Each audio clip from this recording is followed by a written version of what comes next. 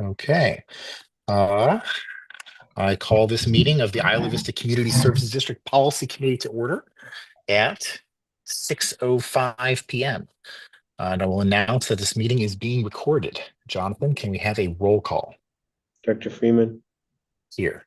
Craig, Here. Aguilar, here. All right, we'll begin with the land acknowledgement. Before we begin, we'd like to acknowledge the Chumash people, who are the traditional custodians of this land. We pay our respects to the Chumash elders, past, present, and future, who call this place Anaskoyo, the land that Isla Vista sits upon, their home. We are proud to continue the tradition of coming together and growing as a community. We thank the Chumash community for their stewardship and support, and we look forward to strengthening our ties as we continue our relationship of mutual respect and understanding. Moving on to the public comment period. At this time, any member of the public may speak on matters within the subject matter jurisdiction of the policy committee that are not on the agenda. The committee will not take action on any item not on the agenda except as provided by law. Moving on to discussion action items 3.1, appointment process policy. The committee will have a discussion on an appointment process policy and give direction to staff. Presumably, I am the presentation for this. Yes. I at the end, so unless you have something. Yeah, I was going to ask if this one was going to take longer. We do have Jenna on for the tree. Oh, one. let's go on. Let's do that. Public tree distribution policy. I did want to give a general note, please, on the full agenda, which is there's 7 things. My priorities are 1 through 3 today. So if we, Okay. I don't want us to just stay as long as we have to get through all of those if it takes too long. So 1 through 3 need to do's. The other ones are nice to do's. Okay, that sounds great. Public tree distribution policy. The committee will have a discussion on updates to public tree distribution and give directions to staff. Jonathan. Okay, so I will go over some of the general policy structure, and then I'll turn it over to Jenna to talk to you about the main details, since she wrote all this. But essentially, we were trying to keep it light and simple for this tree policy, so it is short. It is modeled after our public art policy, but it is less complex than that on purpose. But that is what we used as the model. And I will also add that our legal counsel has been on vacation this month and until December 2nd. So we haven't had a legal review yet of this. So there are some things we still want to make sure work on the legal side. But for the most part, this is where we're going to be at on a substantive level in terms of what's being done here. So I'll turn it over to Jenna to talk about what's being done here. So I just want to also make sure, okay, you have it up there, Jonathan. Thank you. Because the link on the actual email goes to something else. But yeah, I'm no lawyer. However, I like that we're keeping this policy really simple, and I've had some conversations with Ken. We're feeling really optimistic about implementing just a little pilot program first in order to see what happens. And we've also been applying to some grants that might help us out. But yeah, there's really not too much to this policy. It just establishes that we're offering trees first come first basis. Property owners must fill out an application, and if the property owner doesn't want to fill it out, then somebody can fill it out on their behalf, and they would have to provide proof that they're doing so. One point that I did want to touch on, and I know that I did write this, but I do think it would be wise to give a little bit of wiggle room. It says that in no event shall the district maintain a tree, which is true, but just, I mean, what if in the future we were to be able to contribute a little bit of help to, say, watering, or maybe we had a volunteer crew who did that. I do want to make sure that that would be allowed. I think we'd always be able to change our own policy. So for now, it'd be nothing, but I think we can always change it if we want. Okay. And then, yeah, in the purpose of public benefit, I guess if everyone agrees on that last sentence, then that's great. If there's anything that I can add, I will. That last sentence is just talking about the reason we want to add trees, the goal of adding the trees. And there's a couple reasons for doing that, but I'd say mainly it will go towards when we choose a tree, we will be justified in helping to choose a tree. You know, it's not going to be a fruit tree because those will not provide all of the things listed here.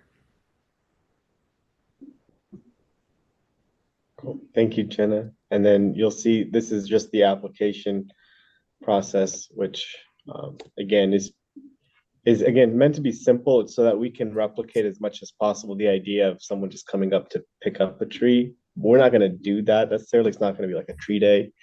It'll be a rolling process, but we did want to, that kind of feeling of it of, you don't have to jump through many hoops. You just give us the information. It's really proving that you own the property and that you're allowed to plant the tree there, and that it's an Isla Vista. So that's pretty much it. And this So will allow us. Oh, go ahead, Jake. Go ahead. I was just going to jump in and say that I see that there's requirements here on the person who provides the application, saying that you confirm that you've assessed the proposed planting site suitability by considering the following factors.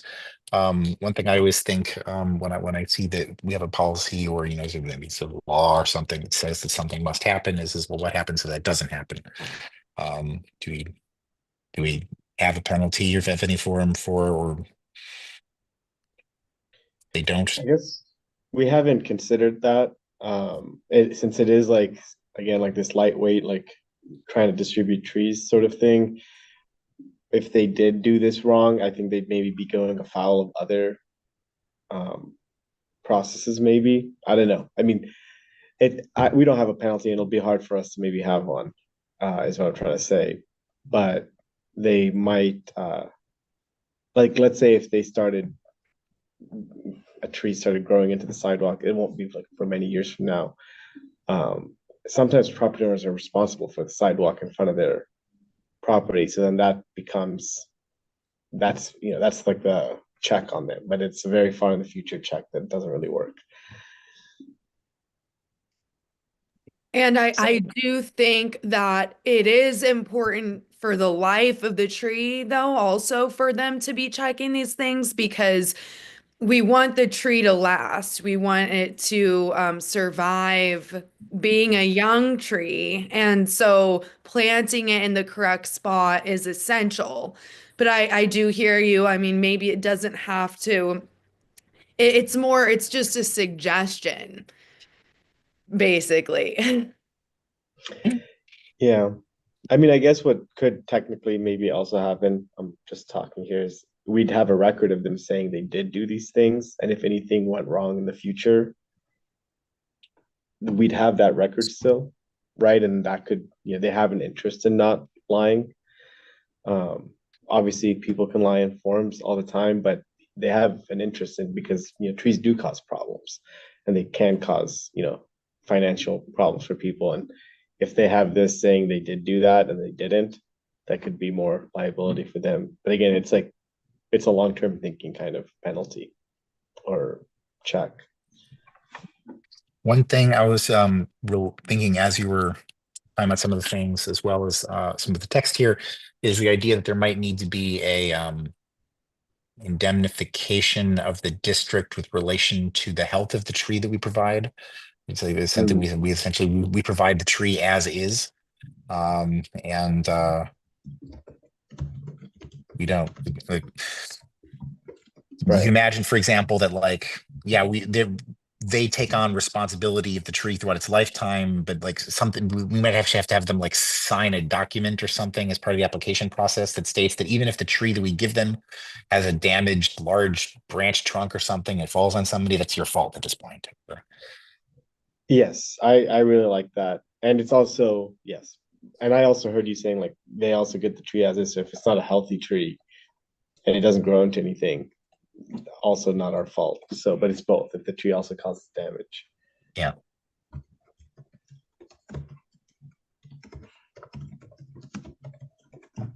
Cool. Is there any We can comments from definitely get Marcos or Olivia? Or I know it's a little bit more difficult with me being the person remote, who's also the person who's ostensibly chaired the meeting. I don't have any comments this time. Yeah. right. All right. I'm happy. Is this sufficient for our discussion of the tree policy?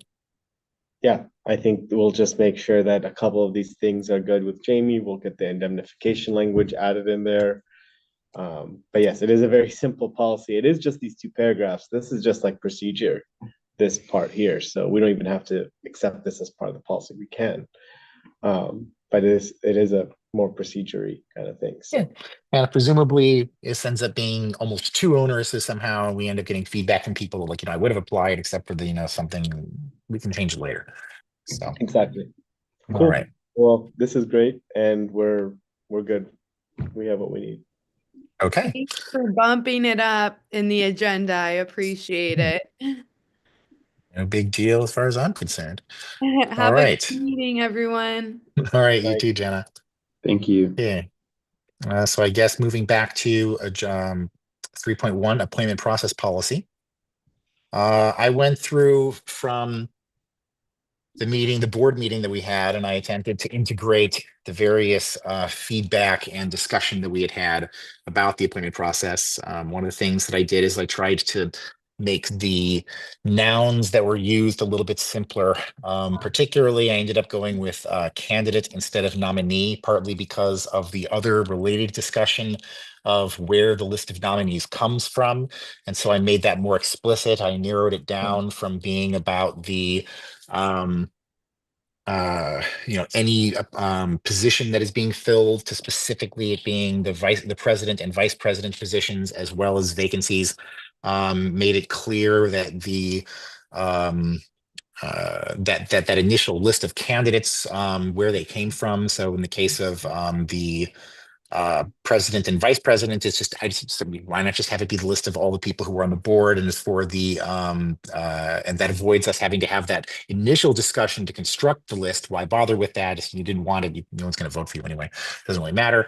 And for the vacant seats, that it would come from the other policy that we have as far as applications for that. I clarified, I didn't clarify, I adjusted the removal mechanism to be based on what we used during the meeting when we started having the motions to remove. And so essentially I went through, I redid a lot of the wording, clarified a lot of it. And I think that this is both more explicit and more streamlined. I think honestly, and I even mentioned this in one of the paragraphs, I think for most of the decisions that we make, we would end up going through just one round. Because most of the time we just do have a majority that is trying to, just approve of so and so as president. And in other cases, I think we're only going to be seeing more than we're never really going to be seeing more than 3 rounds anyway. Particularly with the multi-person removal motions. So I don't know what people think of it, but that's what was going into this new policy draft.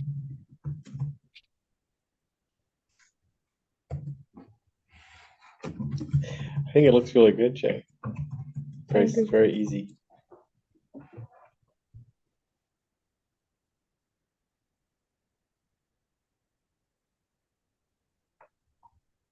Mike, Interpreting Marcos leaning in to be that he's reading it, so that's why I'm giving a little pause here. I had one question, Jay. I know Yeah. I don't know if I brought this up in the board meeting or not. You maybe remember since you looked at it more recently, but for the motion to remove people, Yeah. I mean, do we think that's the best way to do it? I was thinking maybe like an automatic removal is maybe less awkward, or less contentious, because then you have taking multiple votes on removal. But if someone's getting 0, maybe it's not contentious at all. So yeah, I'm just thinking that if like that, it would just be a matter of like, okay, it seems like the people that we're discussing are the following. Does everyone agree that we'll just remove everyone else?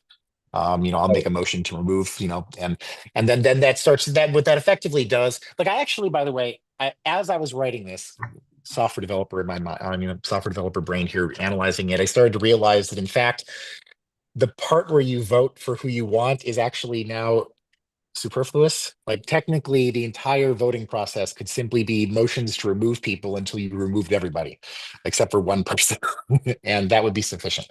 But because of the optics and the emotions that seems to go into the process of actually voting for people, I left it the way that we had done it during the board meetings as opposed to Yeah. trying to do something ridiculous.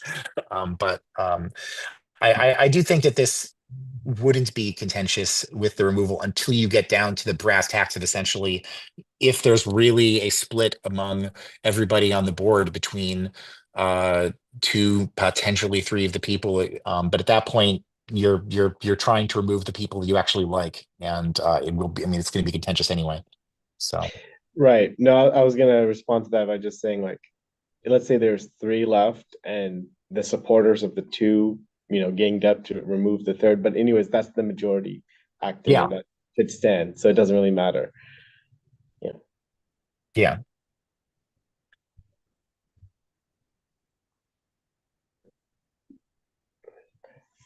Okay. Yeah, I don't have any questions or comments right now. Do you like it?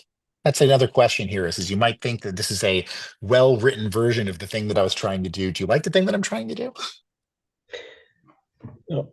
I personally like the thing that you're trying to do, and I also like just the changes you've made with the nouns and just vocabulary in general. I think that helps board members and the public. Yeah. Right. Do Oh, we? I had one thing, Jay. Maybe you want to Yeah. put it's kind of implied, but you can put a clarification that the votes in the round are not motions or something like that. But it is implied because you say once someone wins, there is a motion to ratify and perform the appointment. But you could put like, you have all these notes in the parentheses. One of them Mhm. could be voting in these rounds doesn't constitute voting as a motion or something like that. But it That is could, applied to those, so it's maybe moot. But I could see that clarification. So I'd be willing to try to make such an edit. Let me do it right now. yeah, no problem, no problem. Okay. I'll make a note. Do you, with the potential of me making some very minor edit relating to that, is that sufficient for us to continue with this, or we need to have more discussion on this today? Why would I only say that the discussion we should have, if let's say this is it from the policy committee, how our process now is to get this approved again, or not approved, shown again to the board and approved. Like, are we thinking December 3rd is the day? I guess we almost have to do it on December 3rd based on what we know is potentially coming up. So yeah, but we don't know how much edits the board might have. And we do have limited time with the current board members. So I just wanted to maybe think if you guys want to talk about that in terms of rollout.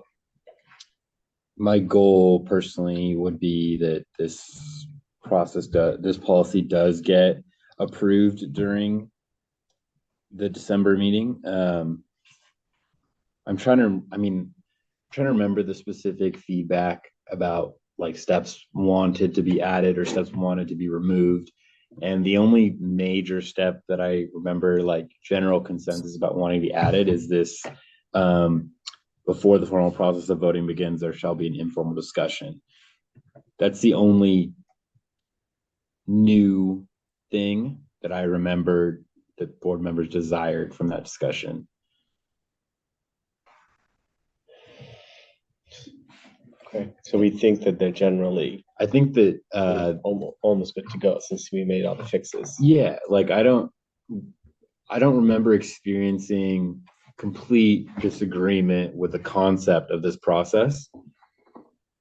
The only board member who wasn't present is Director Deschler. And yeah, but just the feeling of that last meeting was that folks were generally supportive of this as a policy and just wanted it to be close to perfect for obvious reasons. Yeah.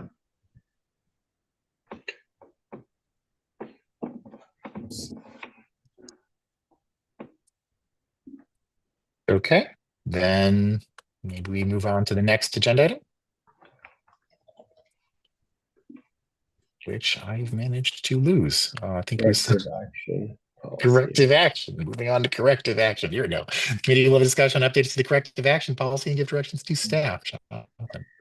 Not a fun one, but definitely one that all districts need. So give me a second. All right. So we're just gonna go off the red line because it's so much. So we had a corrective action policy, and it was pretty complicated. Oh, here it is. This is the clean. I was about to say, like, I'm looking at this red line and this red line's unreadable. I know. And so this is the clean. Yeah, sorry. Okay, all right.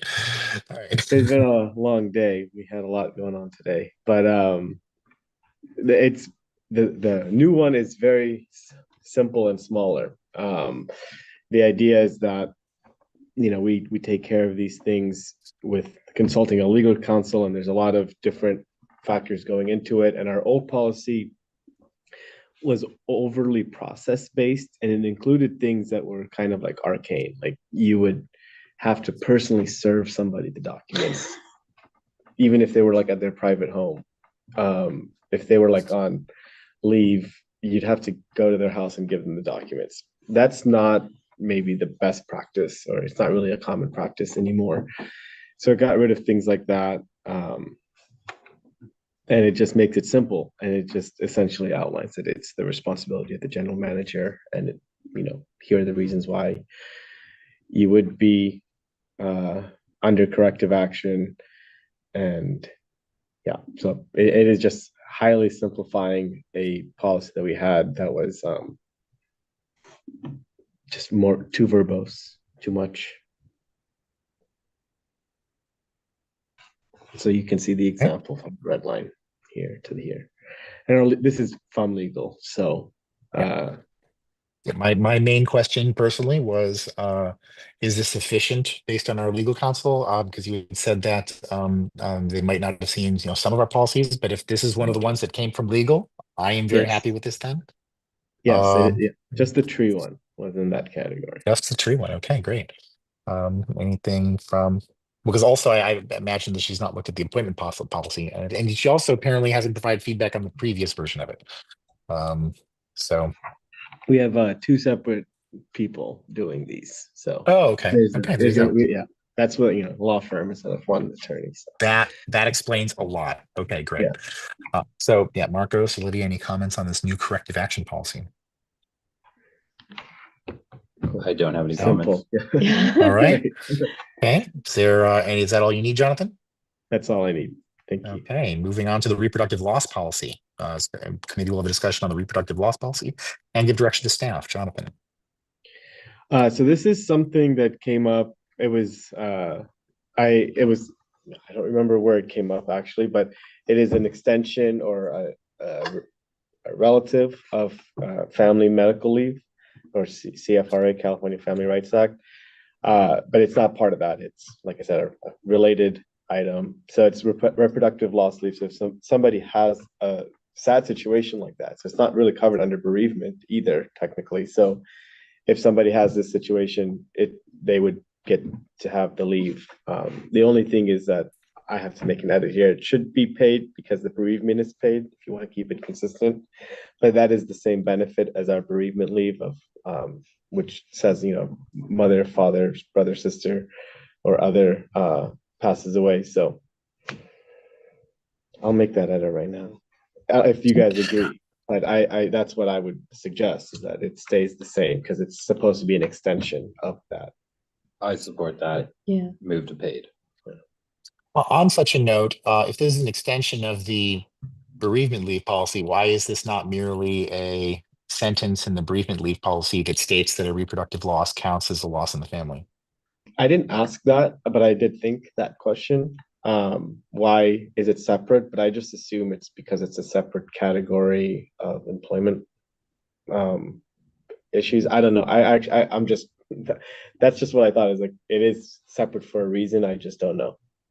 But because our legal did review the bereavement policy separately and submitted it to us, and And sometimes there's like state laws that require you to have certain things, or there's certain yeah. ways, and maybe they're saying, okay. Does this potentially stack with medical leave? Like, for example, if you have a miscarriage and the miscarriage leaves you in a position where you are kind of physically unable to work for a period of time, because those can be very problematic sometimes, if depending on what week you have the miscarriage. Does that allow you to then to use this as well as sick leave, or? Yes. So yeah. So I'm not a lawyer, obviously, but the way I see it happening is, so there's like different categories of that too, like medical leave, like CFRA, which is the next policy we'll look at, is like job protection while you're away from work, and it's unpaid, but you can use your sick time off to get paid during that time. And so it would stack with the sick time, yes. But both could be under medical leave. Like you could take CFRA leave because of reproductive loss, get the 5 paid days for that, and then get, however other many paid days for sick time following that. Okay, great. Those are my questions. Is there anything else Marcos, Lydia? Just give me a thumbs up. Okay. Needing anything else, Jonathan? I'm If good, not, thank you. moving on to the California Family Rights Act leave policy. The committee will have a discussion on updates to the CFRA policy and give directions to staff. So it's kind of not really updates to the CFRA policy because it's a brand new policy. Essentially, we had previously a family and medical FMLA policy, Family Medical Leave Act, but we realized that we're not an organization that falls under FMLA, which is small. Technically, you can comply with it still, like optional, but we're not forced to comply with FMLA. So it made no sense to still design our system around it because it's not required.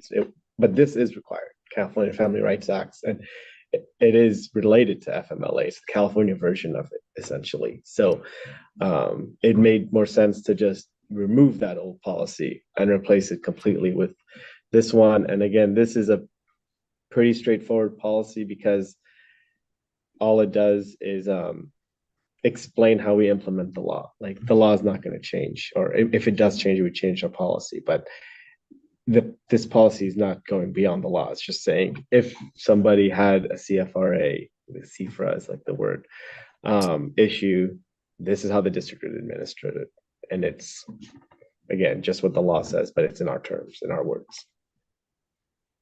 Okay. And just so you know, with CFRA, you do maintain the health benefits, but it's unpaid unless they use paid time off. Just for Got it. Okay. Does anyone have any comments on this policy?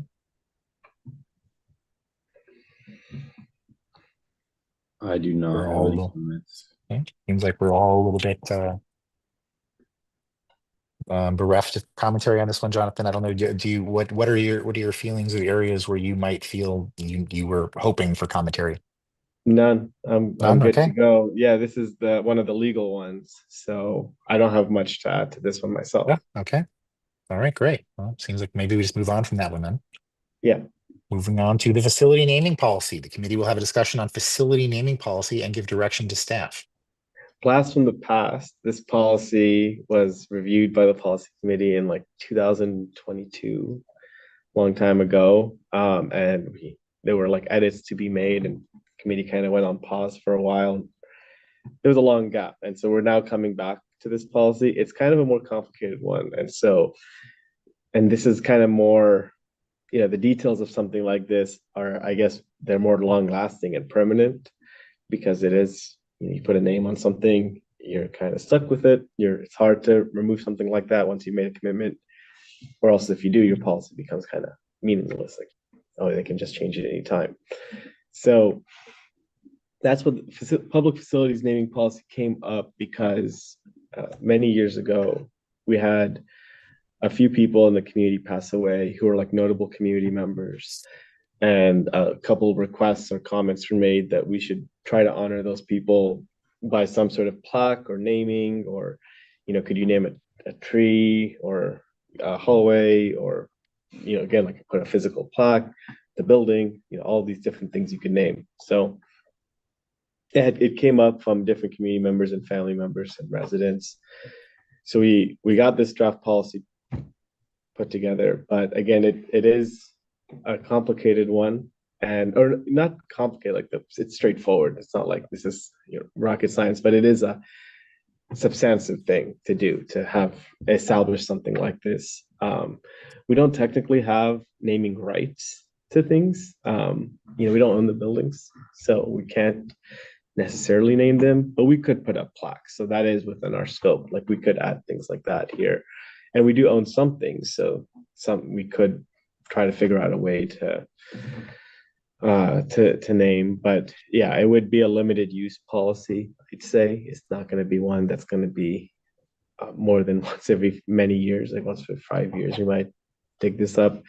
We did use Goleta as an example. That was one of the policy committee's recommendations many years ago, was looking at other districts. And if you did look at this attachment, there's like a chart at the end that looked at all these other government agencies, Santa Maria, Santa Barbara, Goleta, our peers, our nearby neighbors and other special districts, and looked at what they did. So it did take all that into account. But yeah, that's my general summary of how we got here. And I'm not expecting us to maybe approve this anytime soon. We might need to look at this today. Maybe there's edits to make, and we bring those back after December. Or you all might be good with it because it wasn't you guys, but others did look at this at one point and were okay with it. But the board also hasn't seen this. And I think, again, this is one where the board might have more interest in the content. So this is, let's call this a new first pass for policy committee. Then it'll go to the board, and we might have to make edits later too. So it's just been in the backlog, and we said let's look at it if we have time. I'm Marcos, yeah. very curious about this policy. Like I like the way I've written, or read scantily through it, but when I recognize that we don't yet own properties to officially name things, we can put plaques in places. That part kind of dampens my spirit on the policy, but not that it won't be useful in the future. But yeah, I think it's an important thing that when we do discuss this with the rest of our board, that they or whichever next board discusses this, that they recognize that fact. So because it is long and unwieldy, and of course there's going to be a lot of sentiment on such a policy, but as currently structured, we don't seem to have many avenues of utilizing the policy. But I will say is your comment, Livia, on the response to Marcos, or no?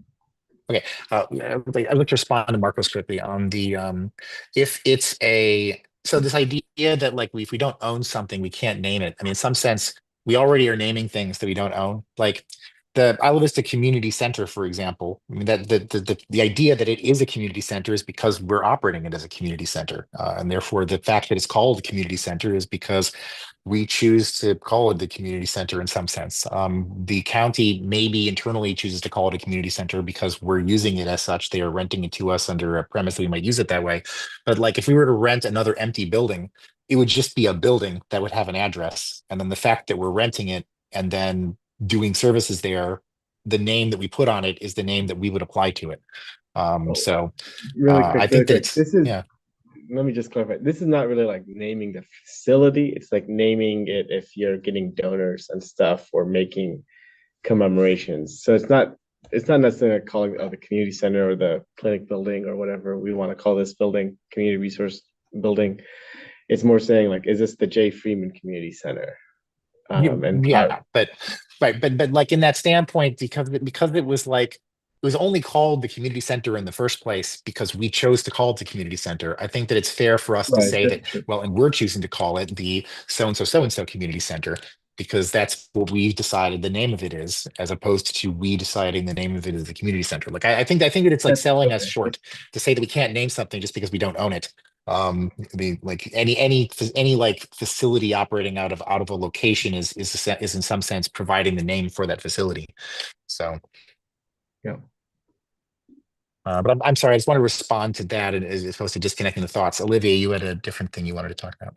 Oh yeah, I was just going to say, like, given the length of the policy, I do think reformatting it would be a good thing to do, like just for clarity's sake, because even like trying to read through this, like B and C, say B and C twice at the very top, Oh, I see. and then just like, maybe defining the sections a little bit better, because I think it's hard to follow and it's easy to just get like lost in the massive text. I get you. Yeah, it's been a little project to transfer it from the PDF into Fair. but no, good catch. If there's anything else like that is messing it up, let us know.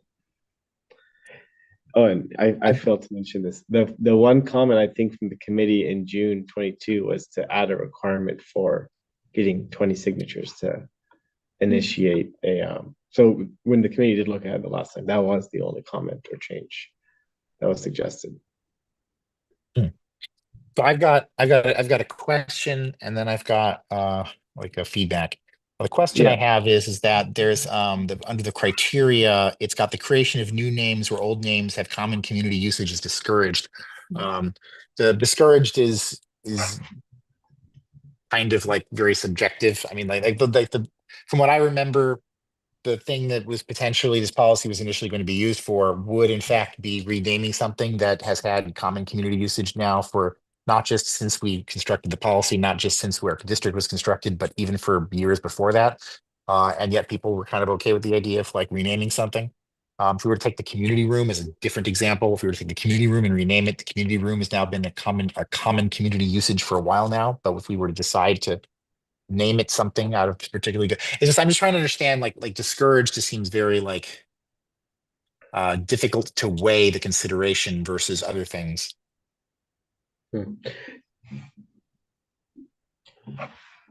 Even in general, I'm glad you brought this number up, Jay. I feel like this bullet point or this sentence like feels incongruent with so many other parts of the policy. Like when I'm thinking about the philosophy of the policy, like inherently a new name will be different from whatever Isla Vistans called something before, because this place has so many names for things, like trying to think of an example here. I mean, I think just quickly of like the dorms examples, like it's not our property, it won't be our property, but yeah.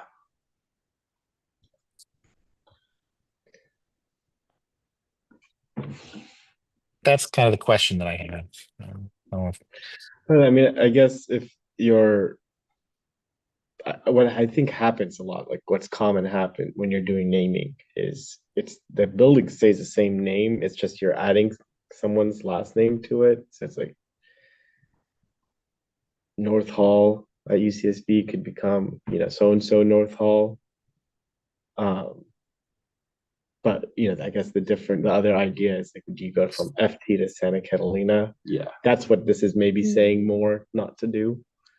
I mean, so another like UCSB example is like it's no longer referred to as Davidson Library, even though there is a plaque still physically on the wall. It says Davidson Library, and they've been seeking a donor to purchase the naming rights or to fund the naming rights since 2017, and it hasn't happened yet. Yeah. But like in this community, you're going against the grain. You're going against like a wave of popularity of just usage of like nomenclature for an object, but also, yeah, like Paul, at least with our neighbors at UCSB, like they don't have this. I'm not saying I agree with that, but like they've done full swaps. Like if somebody bought the naming rights to the library, as far as I understand the way they've like advertised it, it would just be new name library and no more UCSB library and no more Davidson library. Like it would be name library. And currently, because they don't have anyone pledging funds to the naming, it's officially titled as UCSB library, but there's still a plate like plaques in multiple places that say Davidson library. Interesting. But So our would be like Isla Vista Community Center, except up for sale is getting rid of Isla Vista and leaving community center. yeah, we'd have to, I guess Yeah. we'd have to like Yeah. make a list of which Yeah. part of the name Right.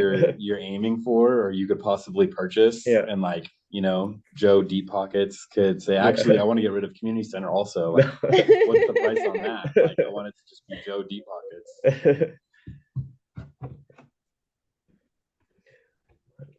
So I guess Then the that's what I would share about like 3 is like, and maybe it doesn't live in 3 here, but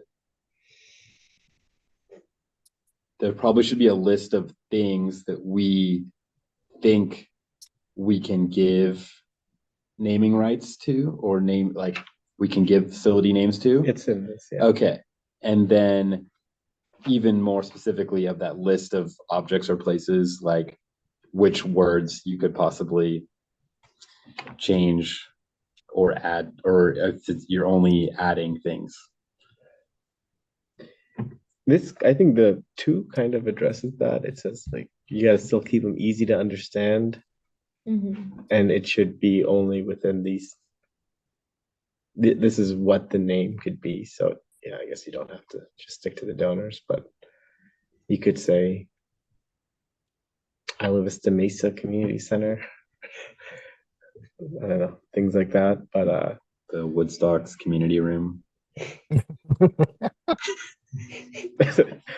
could happen. We gave them a thing. Yeah, you'd have to put it up for a donation, but yeah. Would we? Would they fall in significant like contributions to the community? Didn't we recognize them for their bathroom? Yeah, the board would have We to could make a plaque finding. we could Yeah. plaque one of the restrooms too. Yeah, we could plaque this. Yeah. Yeah. the other piece of feedback I had is I'm presuming that this is because of where the kind of text of this was being borrowed from, or like, cobbled together from other policies. And honestly, though, I also feel like this is something that when it came up in 2022, I would have also talked about, but I apparently don't really remember this. But the wording in here is very heavily skewed towards parks, and I we was like thinking. explicitly don't have a parks like power in the first place. Like, can we just Yeah. say facilities and various, like, it's like the Isla Vista Community Services, like parks, park amenities, park facilities and buildings, and it's like we don't have any parks, and we're never gonna That's a have good point. parks. But So yeah, that's an easy and fix. like there's like a definition, which is that real property owned and managed by the district used for public relations is been defined to be a park. Just like maybe we could have just like property or something, as opposed to define that's under definitions like as parks. Can we just like not talk about parks, given that we explicitly in our state law don't have a We parks don't do power? parks. Yes. Yeah. Good point. We'll remove that. And I think Okay. we'll just make one simple definition of what all things covered under this, instead of like the different categories. Okay. Yeah. All right. Is there anything else that people want to bring up on this before we? Oh, this Move was on. good. These were good notes. Okay, Oh. great. Moving on to the organizational culture policy, the community will have a discussion on an organizational culture policy and give direction to staff. Yeah, so we have, we've had the district mission and values and vision. I don't know, the vision's not in here, it should be, but anyways, we've had these three statements that the board's approved. So we've been working on the culture one that kind of flows down from the mission and the vision and the values. This is the paragraph we have so far. It's definitely not, we haven't worked, the staff's seen it, but I think we'd want them to be involved as well and in it. But I wanted to also give the board members the first look at this since you helped set it.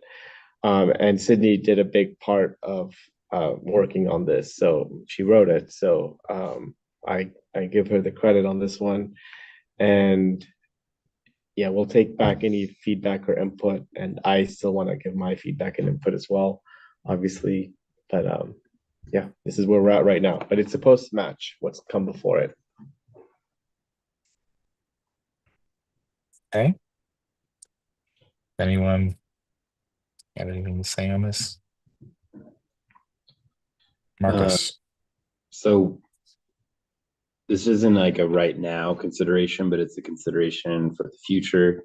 At my job at UCSB Library, when we've gone over the mission, vision, and values, it's added an opportunity for recognition of library employees. And there's been different seasons in which mapping, like say, just a simple award, like not even like a monetary gift or a badge or even, but just like an award of just pure like recognition amongst the library as an organization has come from this kind of statement and these like mission, vision, values. So I see like a future benefit to having this organizational culture is specifically to positively recognize outstanding employees of the district. And I see it tying into like some of the themes of what we talked about with the previous policy about naming things. There could be a very future down the line district in which employees are honored for their contributions, and a community could decide on that and like how that goes. But I see this as like a way of connecting. I see this as a super important step in connecting our values as a district, but also organizational culture makes me think of just the employee commitment and their values and why they choose to work here beyond why the district exists. So like why someone chooses to work for this district. So I'm really glad that we have this. I never even thought about like recommending this concept to us, but this is great. It was Sydney's idea to add this in, and it is supposed to be like the more staff heavy one. It's not only staff because the board and others, volunteers, and a lot of people are involved in the organization, but obviously the staff, I guess, live the culture every day. So it is a way to help attract staff and show, tell them what kind of place it is to work. So that's a big part of what this ends up doing. I don't really understand how the organizational culture is different from our values. Like if you just removed the word organizational culture and simply say that like the IVCSD is rooted in a deep commitment to community engagement, transparency, and inclusivity. We believe that every voice in Alabasta matters. We prioritize open dialogue and collaborative decision making. Our approach is to, I mean, it seems like it still works, and it's just a prose paragraph version of the values, almost point by point in the same order. I don't really understand how like what makes it about organizational culture. Yeah, I mean, we could. That's a good point, and that could be part of the next steps of this is rewriting it into a way that kind of gives its own voice, but still hits those bullets. So to kind of connect my previous like comment with what Director Freeman is commenting is that like at UCSB Library, one of the key steps before we started to give recognition to folks who lived the values, that was the program that we had, was living the values.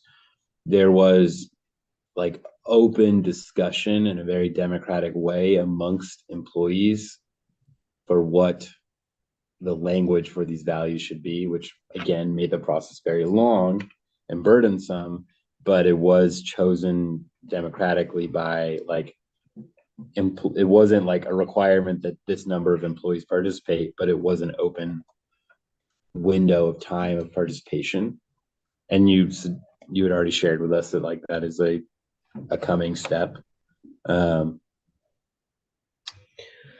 Well, maybe my question instead, instead of what I had said to Jay earlier, maybe I'd say I agree that is you're right that is what this paragraph currently is. But what would you all think it should be? Or I guess what do you all want the organizational culture to be? Do you think it should just be like, maybe forget this paragraph for a second then, and looking at the mission and the values that we say we already have, like we've already approved many years ago, but we, I guess, look at every year. What should our culture be for our employees? What do you guys want the culture to be? Honestly, when I think about organizational culture and like culture between employees, I start getting a little bit like scared because I start thinking about like comes up a lot in tech companies, the idea of like, oh, we have a company culture.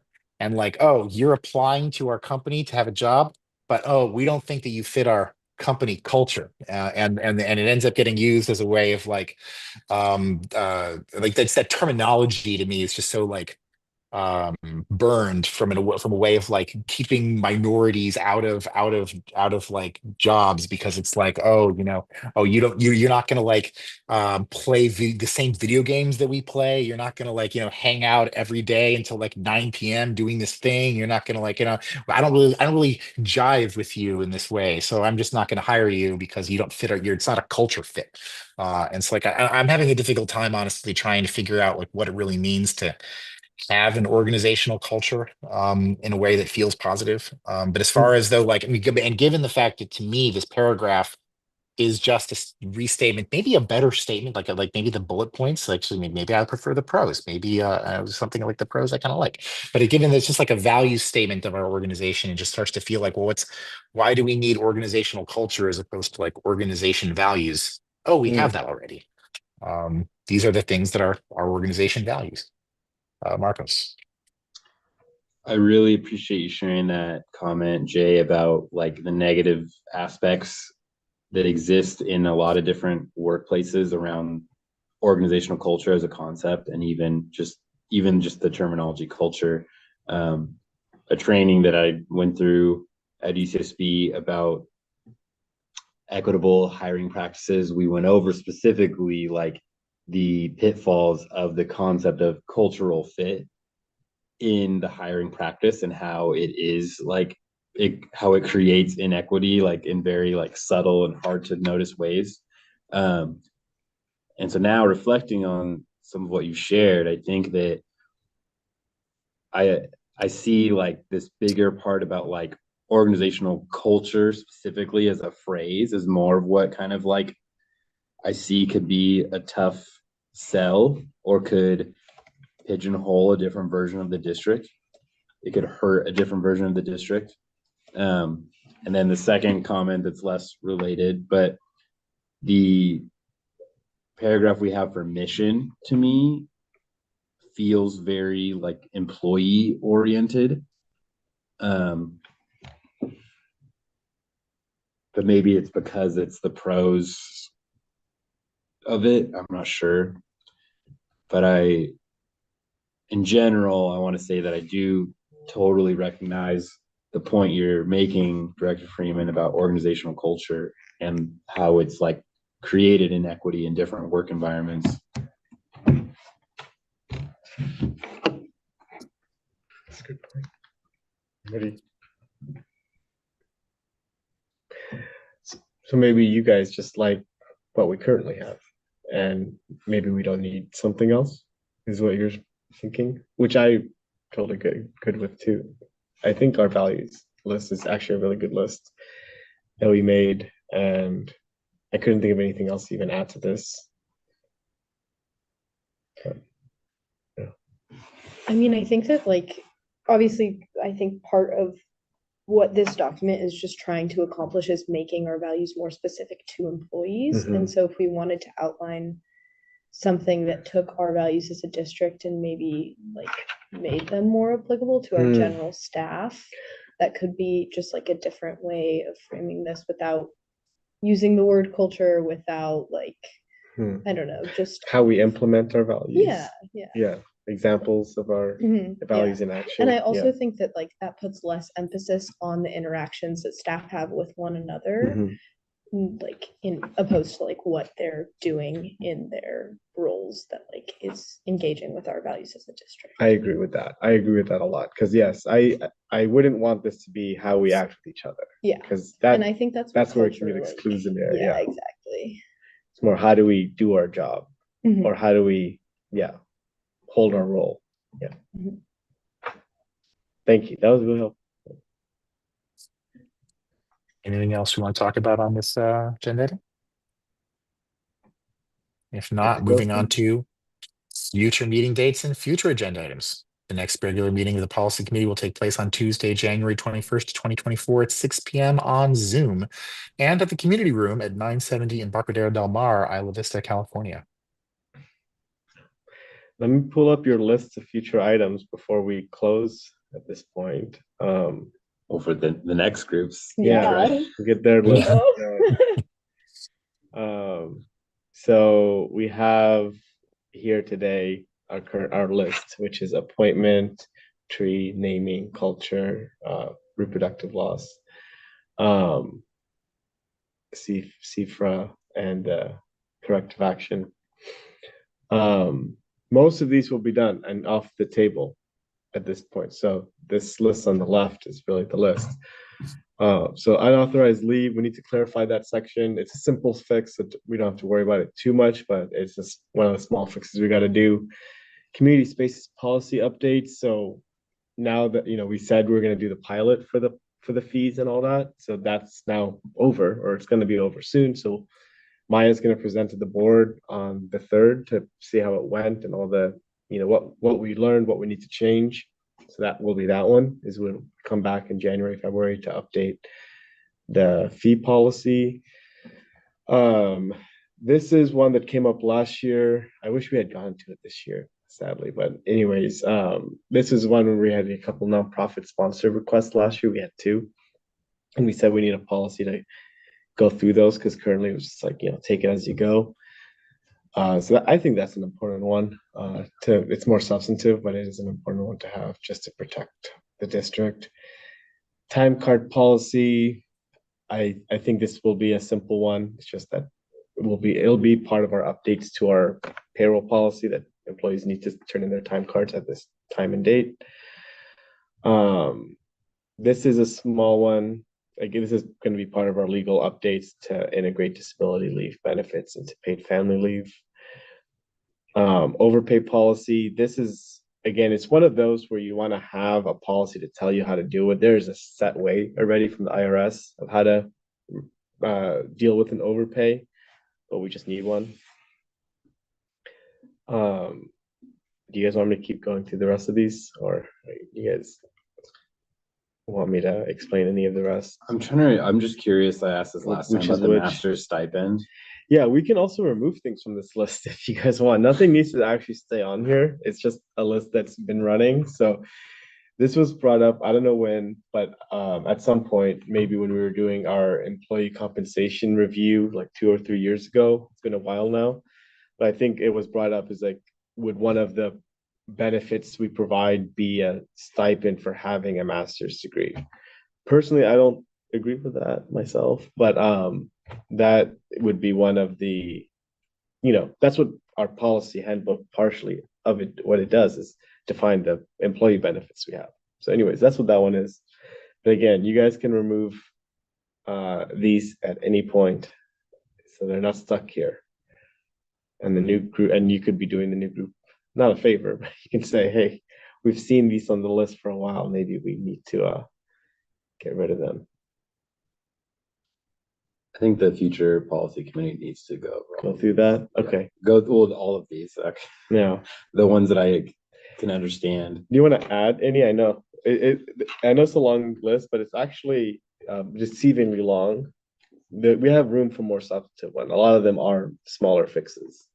So on GM review policy, is that to enshrine maybe what we're doing currently? Pretty much. Okay, Yeah. I mean, it's kind of in my contract, but no, yeah, we should do a policy. I would support that if it was in front of me today to like. I'll move it up. Yeah. Because my review is coming up in April anyway, so it's like the appointment. It's like we know we need to have that ready to go. And yeah, maybe that's something we might ask the former board members to submit, your thoughts and comments to help put that one together, since you've been really involved in it. Yeah. Cool. Anything else missing? We should, last thoughts, like, would have been cool if we had this policy. Seems like we need. No, I can't think of anything.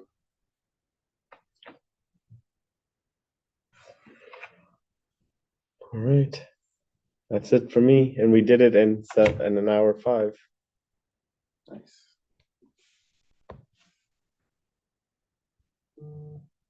Jay, I think you are muted. Oh, you've been muted, for a while. Yes, I wanted to, I only just started talking. So moving into the adjournment agenda item, I just wanted to say that it's been an absolute pleasure serving with the two of you on policy committee. It has made this extremely fun, and I feel that this is we've been able to, as the three of us, have such, I think, wonderful feedback and on so many of these things that have come up. So I'll be missing the both of you going forward. So it's been a good policy committee. Me and Jay have been on all of them since the beginning. So this has been a really productive one. Lots of good stuff we did. Thank you. all right, well, I guess. Jay, there was just something I wanted to. I was expecting you to be here in person, and so there was something. Well, wait. Do we? Is this in the meeting or out of the meeting? This is just. I just saying there was something I wanted. But before you, I'm going to out of the meeting. I'm out of the meeting. I will then call this meeting adjourned at 7:07 p.m. And give me about 5 seconds here. Turn off YouTube.